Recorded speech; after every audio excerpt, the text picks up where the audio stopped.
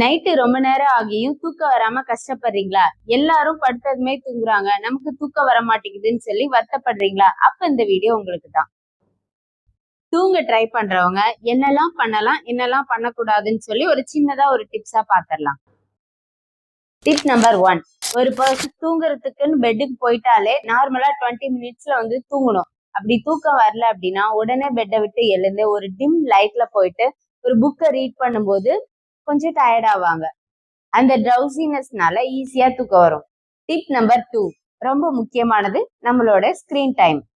Phone, TV, tablet இதெல்லாமே நம்ம பெட்டுக்கு போறதுக்கு ஒரு 1/2 அன் ஹவருக்கு முன்னாடியே நீங்க ஸ்டாப் பண்ணி வச்சுட்டு நீங்க தூங்க போனீங்க அப்படின்னா தான் நம்ம பாடியில வந்து மெலட்டோனின்ற ஹார்மோன் வந்துட்டு சுரக்கும். ஸோ அப்போ அந்த மெலட்டோனின்ற ஹார்மோன் சுரக்கும் போது ஆட்டோமேட்டிக்கா வந்துட்டு நமக்கு ப்ராப்பர் ஸ்லீப் வரும்.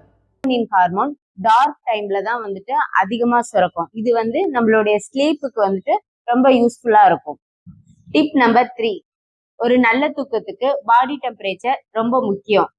ஸோ உங்க ரூம 18 to 22 டிகிரி செல்சியஸ்ல கூலா இருந்துச்சு அப்படின்னாலும் நல்ல தூக்கம் வரும்.